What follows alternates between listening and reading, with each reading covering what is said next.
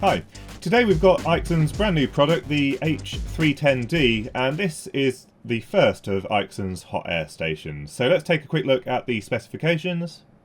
Here it is on the Aixun website, and as you can see the main specifications are this is a 1000 watt hot air station. It's got a 3.5 inch IPS display on the front of it, and quite uniquely to one of these devices, it is a cloud connected device. So you have the option to connect it via Wi-Fi, and I think it does also have Bluetooth connectivity as well, but it allows you to first of all do firmware updates, but then there are also some presets which you can download onto the device for certain types of chips that you might want to rework. So rather than just using it with a preset temperature and airflow rate, this one can do dynamic temperature setting. So as you can see here, they've illustrated one example where you might want to change the temperature and the airflow rate during a piece of rework, usually on a BGA type device, so that you can get the profile that you're after. And there's a database of devices, and then you can download that onto the device, and then you can use that to remove specific devices. So we're going to see how all of that works, hopefully.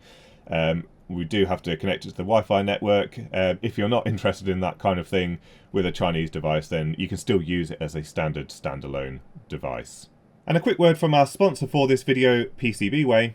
So PCBWay is your one-stop shop for all your project needs. As you know, they offer a wide range of PCB manufacturing capabilities, including very cheap prototype PCBs, production level boards all the way up to 60 layers, and also rigid flex PCBs.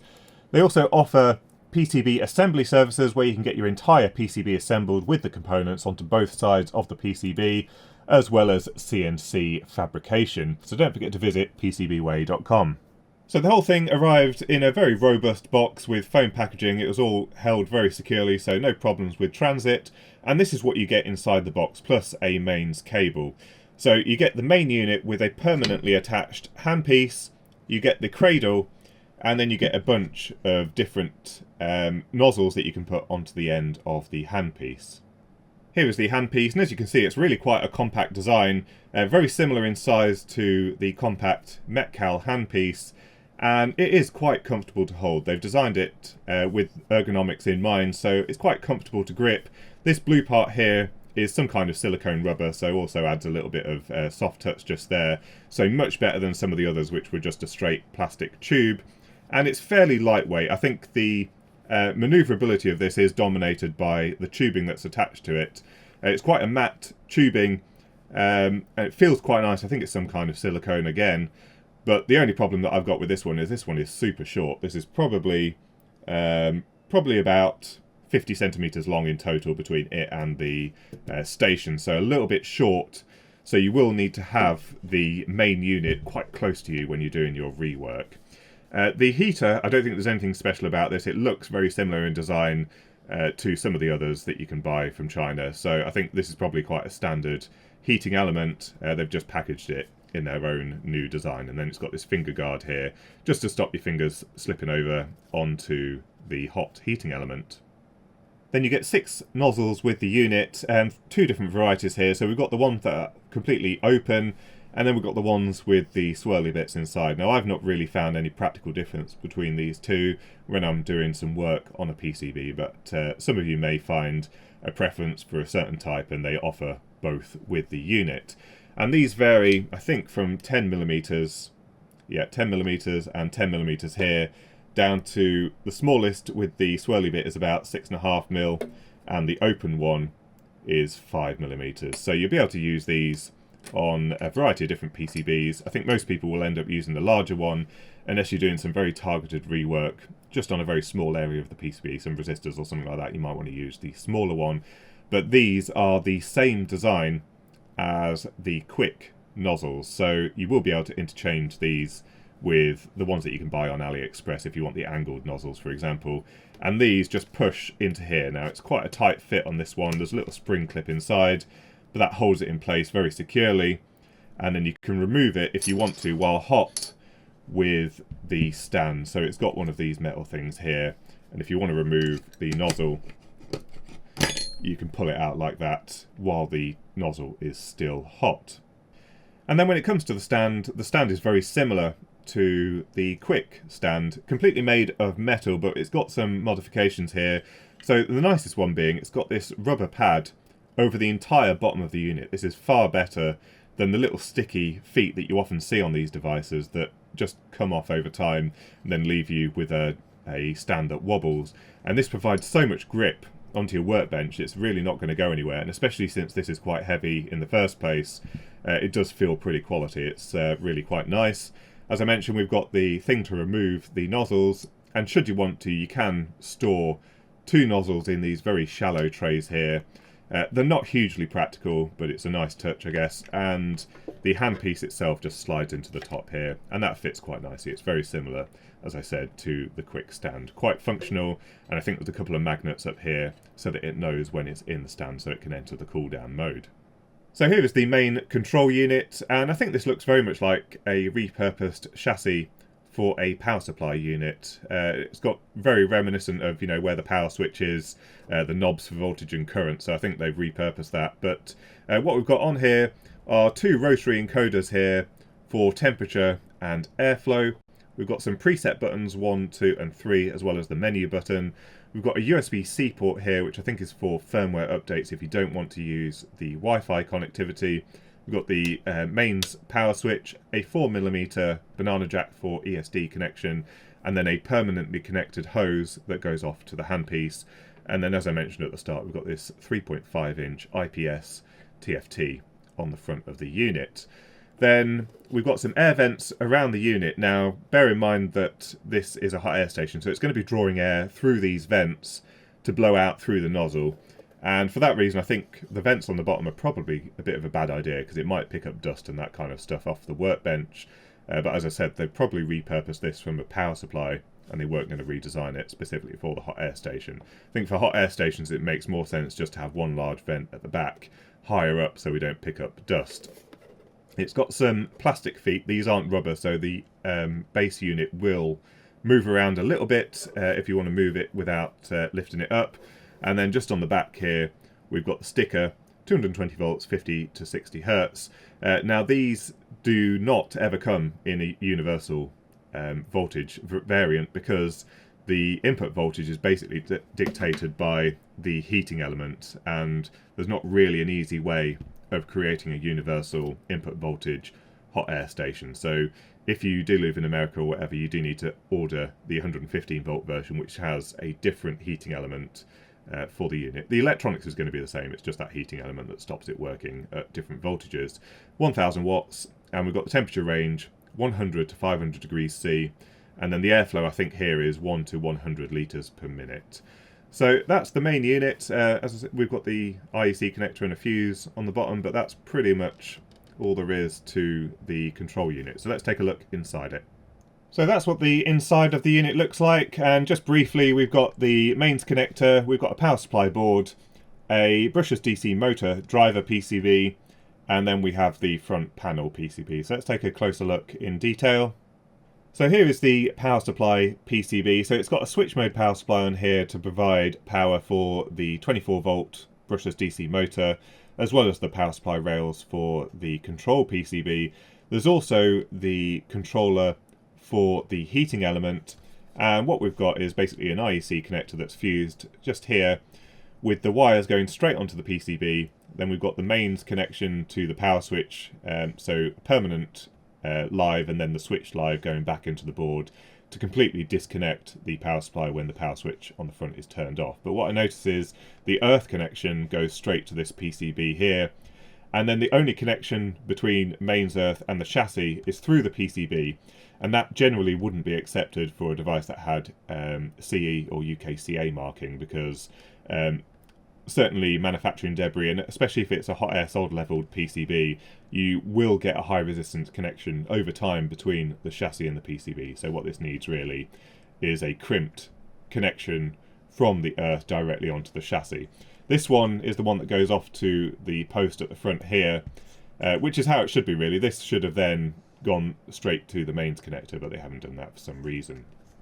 Now the power supply PCB all looks fine. I haven't really got any concerns about that. But what I did notice is this is the triac and the optocoupler for the heating element. And considering this is a 1000 watt hot air station, these wires look super thin, and this is the earth connection off to the nozzle. So there's no way that these wires are designed for potential fault current. So if there was a short circuit at the nozzle end, this earth would probably burn up, for example, before it had time to blow the fuse in here. And these wires definitely aren't rated. You know, they're nowhere near 1 millimeter squared, I don't think. So they're probably relying on the fact that these don't get warm enough because the duty cycle of the heater is never at 100%, or except at startup. But these are just far too thin, and the earth connection is way too thin. So this would never get the CE marking or UKCA for use in Europe. Now this is the other connectors off to the main PCB. So I think we've got a thermocouple as well as probably the reed switch. There is a connector here which is unused, so I'm not sure what that's for, but there's nowhere to plug it in on the front panel PCB. So maybe there's another version coming out, or maybe this is just another handpiece from some other device. Then we've got the blower motor. This is really quite a compact blower motor compared to some of the others we've seen. And this is the inlet. Normally we see some kind of tube to reduce the noise, but this one is just open and very close to the metal chassis. So I'm not sure if we're going to hear quite a bit of wind noise from this particular blower. Normally we'd try and have the air inlet a little bit further away from the metal chassis. It does have anti-vibration mounts, but this is nowhere near as compliant as some of the other blowers. Normally they're quite flexible so that the vibrations aren't transferred to the chassis. So we'll see how this one performs.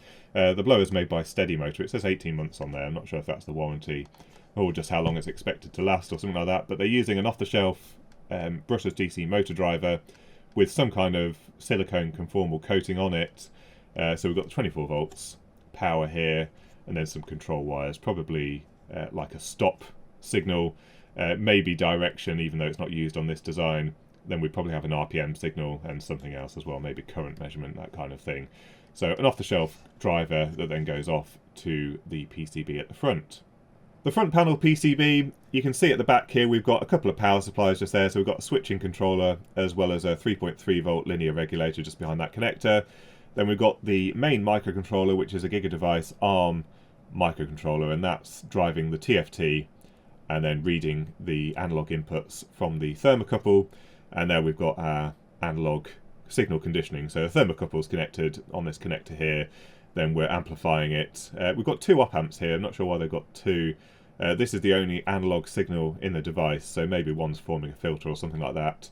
But then that will go into the analog input on the ARM microcontroller. At the bottom here, we've got an ESP32 for the Wi-Fi as well as Bluetooth as well. You can see the antenna at the bottom there. And then on this side, there's just a standoff PCB for the USB connector on the front. And then you can see those power supplies in a bit more detail on this side. So fairly straightforward design, but all seems pretty sensible. Okay, so we'll power the unit up and see how it works.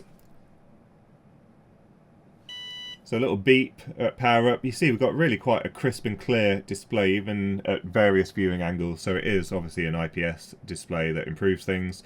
Let's have a quick look at what we've got on the user interface, because there's quite a lot going on here. So along the top here, we've got something that says AC and then 162 volts, but I'm not sure what that's actually referring to. It certainly isn't the incoming supply voltage, because we're on a 240 volt supply here, and it's pretty stable at 240 volts, so this is way off if that's what it's reading. Got the model number. It's in standby at the moment. The handpiece is in the cradle.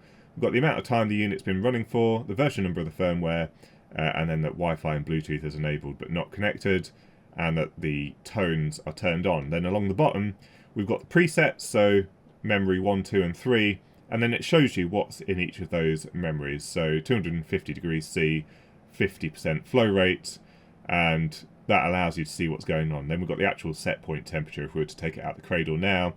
If we twiddle these knobs, we can actually change the temperature. So you can see it set point there is 295, and it's adjusting these while it's in the cradle. So if we want to adjust it before we start doing the hot air rework, we can do. And I imagine we can also store this as a preset. So yeah, if we hold it down, then it's stored these new parameters. Then we've got the current temperature of the heating element, the current airflow rate, the percentage of airflow rate, and then the percentage of power that's being put into the heater. And then we've got some PID parameters that are preset but that we can adjust. So as we saw with one of the other hot air stations recently, it's in standard mode at the moment, but if we push the temperature button, it goes into soft mode, which is like a slower PID loop that guarantees that we don't get any overshoot. And if we press it again, there's like a high speed mode where it's going to get there quickly, but then it will overshoot. So 3 different modes there. We'll leave it in standard mode. And if we remove the handpiece from the cradle, it starts heating up. And as you can see, it's pretty rapid there in terms of heating up. We can adjust the temperature and airflow rate in real time. 100% airflow is quite noisy actually. You can hear a lot of motor noise coming from the unit, which we don't generally see that much from some of these hot air stations. Obviously we're getting airflow noise from the nozzle, but the unit is quite noisy. Let's turn that right down. Now it's quite slow at responding on the display, so there is a bit of a lag when you turn the rotary encoder before it gets displayed on the screen. And you can see the temperature is adjusted in 5 degrees steps. And then when we put it in the cradle, it does try and cool down the heating element. For some reason the flow rate ramps down with the temperature, so it actually takes quite a while to shut down.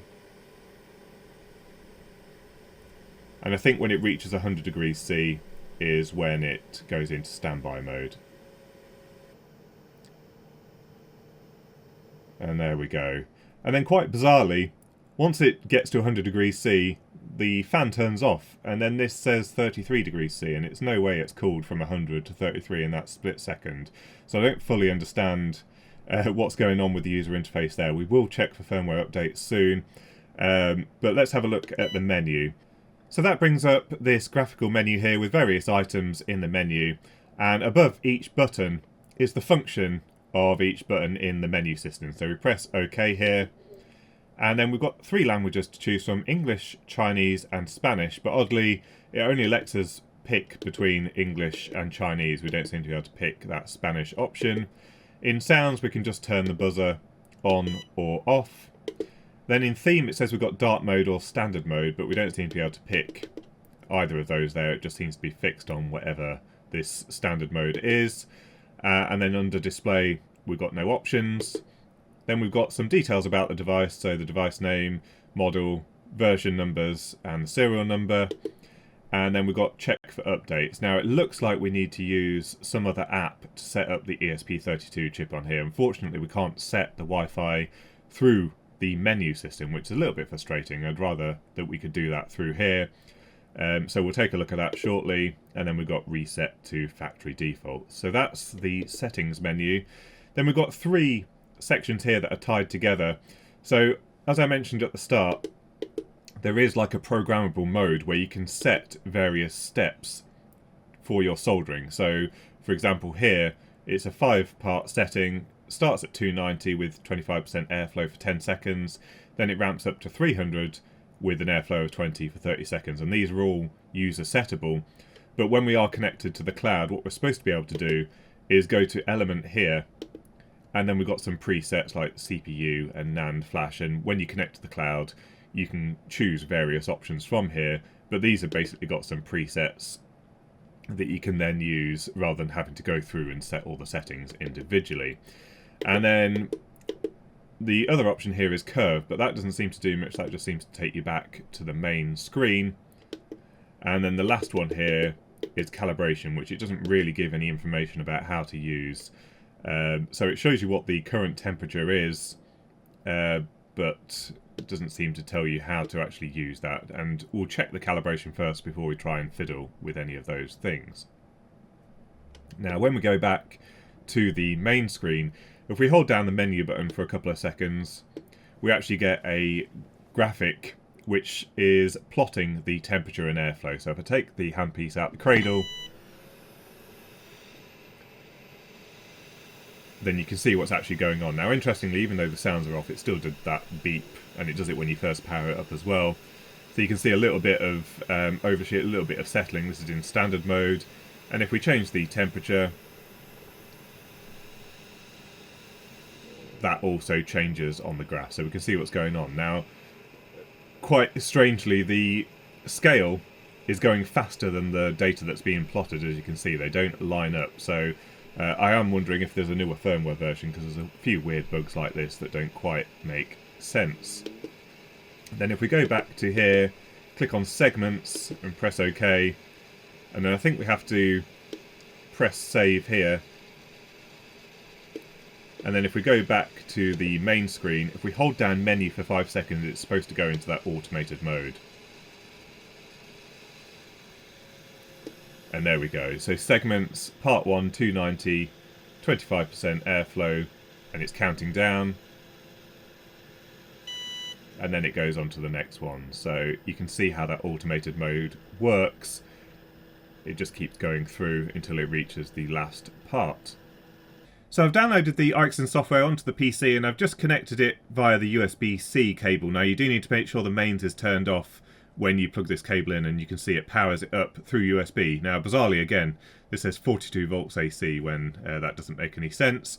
But then if we go onto the PC, you can see here that it's detected the hot air station, and it looks like we're on the latest version of the firmware, so there's nothing there that we can update at the moment. But then this is how we connect to the Wi-Fi. So if we then click on Wi-Fi, I can connect to a temporary network that I've just created for this device. I'll put in the password, then it says connecting, and there we go, that's connected to the Wi-Fi network here. And I think that's all we need the app for. There's nothing else that we can use in the app, so I think anything else is then done on the Aixun hot air station itself. And now we can see on the menu, in check update, it's got rid of that thing before, and you can see it saying the version number is 1.04 and the current version is 1.04. So nothing to update here via Wi-Fi. And then in Element, I think is where we're supposed to have some of the other presets, but there doesn't appear to be anything there, so I'm not sure if the server functionality has actually been implemented yet, because certainly I can't seem to find anything related to the cloud functionality other than the ability to update the firmware. So that looks about the limitation of the operation of this unit. Let's quickly have a look at the calibration. So a quick check of the calibration here. It's not too bad, about 10 degrees out at 330. It is a little bit variable, as you can see. If we change the temperature, let's see if it follows up. And just a little bit on the low side at 410. Let's try a lower temperature. 265, and we're just reading a little bit high. So it looks like the gain of the slope is just slightly wrong there, but generally speaking, quite within limits. Now there's a whole bunch of different ways that you can measure the temperature from a hot air station. Using a thermocouple like this in the end is one method, but not necessarily the same method that the manufacturer used. And it also depends on the distance between the thermocouple and the nozzle, because this is quite variable. As we move away from the nozzle, we're drawing in room air into the stream, and that's going to affect the temperature. So this is really only an average measurement anyway. When you're actually doing rework, unless you're following specific profiles, really it's going to be the reaction of the items on the PCB that you're looking for, rather than just the temperature at the nozzle. Now I don't really anticipate too many problems removing components from boards. This is a high thermal capacity PCB with loads of copper on here, and we'll see when the solder starts to melt on here.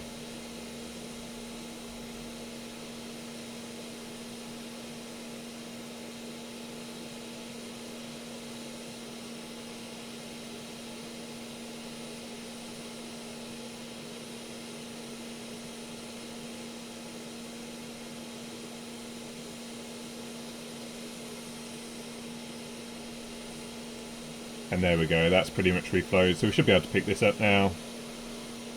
Yeah, there we go. And that is really quite a tricky PCB. There's a lot of thermal mass on here, so no problems there for the Aixun. So that's the Aixun H310D hot air station, Aixun's first hot air station. Overall it's pretty good, just a few things that I'd like to see tweaked. There's a few things in the firmware, like that weird bug when it got to 100 degrees C there, and then suddenly drops to 37 degrees C. There's a few things in the menus that aren't working at the moment, and we don't seem to have that cloud functionality. We've got the AC voltage, which is just completely wrong. I'm not really sure what that's referring to. And then a few safety related things like the wiring inside the unit. It really needs a proper earth wire from the connector to the chassis, and then those wires going off to the heating element and the earth wire to the heating element are extremely thin, very thin, and not really protected by anything other than the fuse in the IEC connector. So I think that really needs addressing. But overall, in terms of functionality, it's not too bad. I think there's just a few tweaks in the UI that would make it work a lot better. If you are interested in taking a look at this, I'll put some links in the description down below. Don't forget to visit our sponsor for this video, PCBWay, and until next time, thanks for watching.